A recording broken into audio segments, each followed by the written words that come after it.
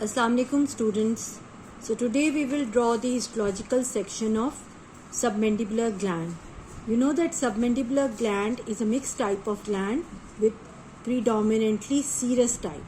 So like the parotid gland, we will draw the submandibular gland. You can see the structures here, the fibrous septa with blood vessels in it and the ducts. These are the ducts which are present in the fibrous septa.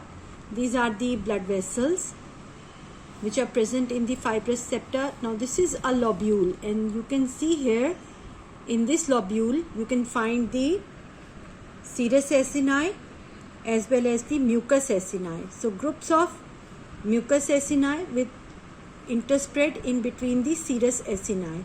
So serous acini are more. So the secretion of the parotid gland is predominantly serous, not the mucus. And mucous acini are also present. You can appreciate the striated ducts and the intercalated ducts also. So now we will start drawing the diagram. Okay, so first of all we will draw the fibrous septa.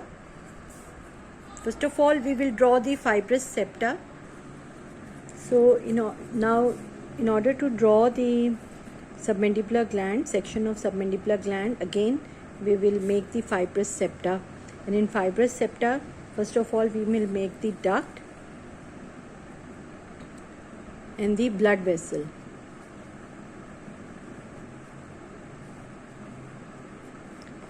So around these, the fibrous septa, the fibers of the connective tissue and the cells.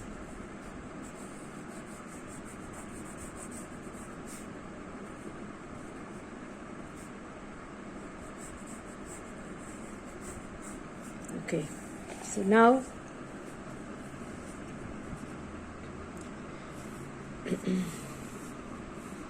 the septa is going inside and dividing the substance of this gland into lobules.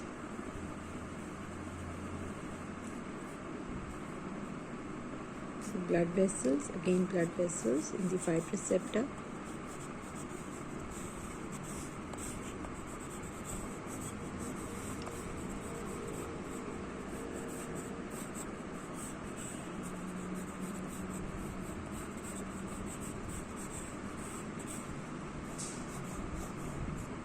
Okay, now this is the portion of the lobule, and in this lobule we will draw the serous acini as well as some groups of mucous acini, and very closely.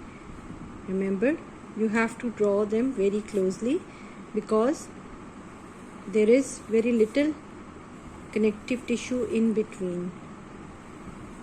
So these are the serous acini. This is the striated duct, serous acini. Now tubular form, in tubular form the mucous acini I am drawing. So here you will make the serous acini.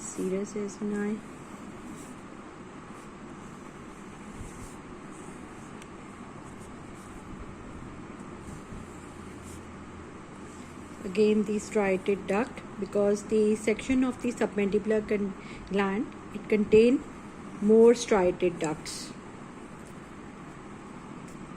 So intercalated duct in between. So I will now draw serous acinus as well as the mucous acinus. One mucous acinus and one serous acinus, just to show you how you will draw it. So serous acini are lined by pyramidal cells, while the mucous acini, they are lined by columnar cells. So its lumen is large.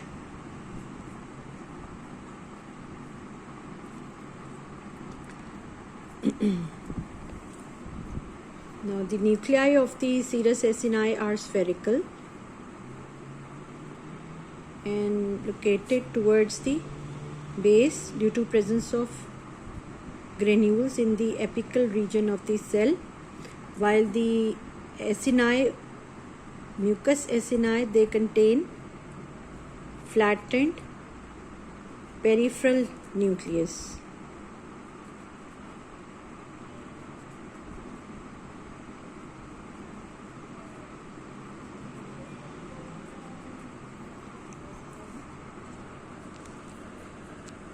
Now the serous acini will contain the apical granules.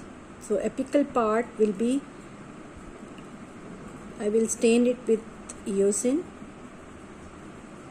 to show the granules.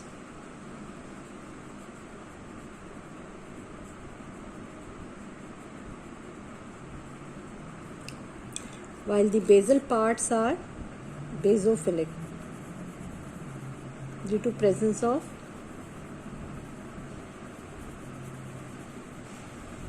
rough endoplasmic reticulum and ribosomes.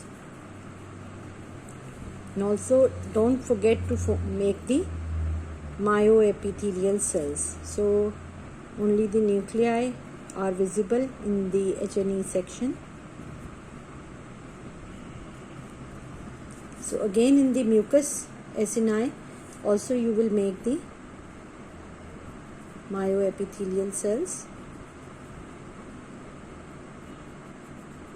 These are present between the cell membrane of the cell and their basement membrane. And you can see the difference of staining between the serous acini and the mucous acini. The mucous acini, they are showing very light stain. The mucus do not stain with the H&E stain. So very light stain. These cells are showing very light stain. So here you can see how this is how you will make the serous and mucous acini in the submandibular gland. Now I will complete the diagram and then show you. One characteristic feature of the submandibular gland is presence of the serous demilunes. These are the cap of the serous cells present on the mucous acini. So we will draw semilunar caps of mucous acini on serous acini on mucous acini. These are the serous demilunes. So make nuclei here. At the very base are present the nuclei. Okay, so we will make nuclei is apparent here, but not in every cell. And the bases, they are colored with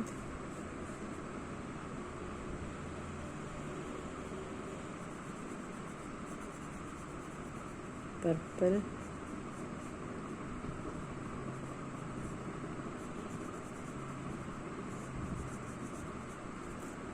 and pink. Apical regions are pink. So here likewise the apical region we will make pink, while the basal regions are we will make them purple. Okay. So these are the serous caps, serous demilunes. You can see here.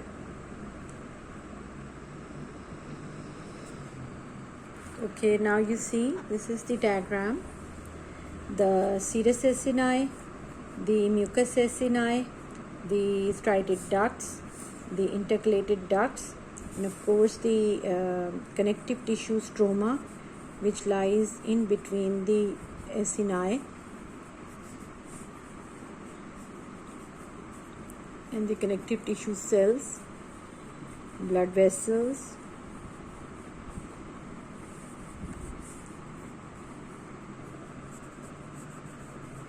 and of course the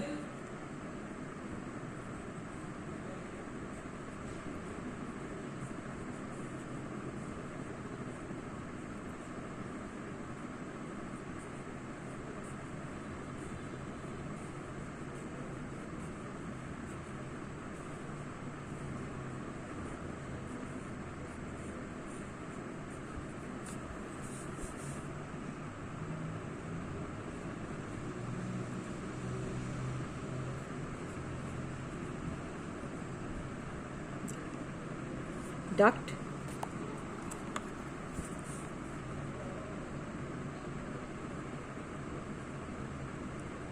And the nuclei. So this is the diagram of the submandibular gland, which is a mixed type of gland. So this is how you will draw it. Thank you so much for watching this video.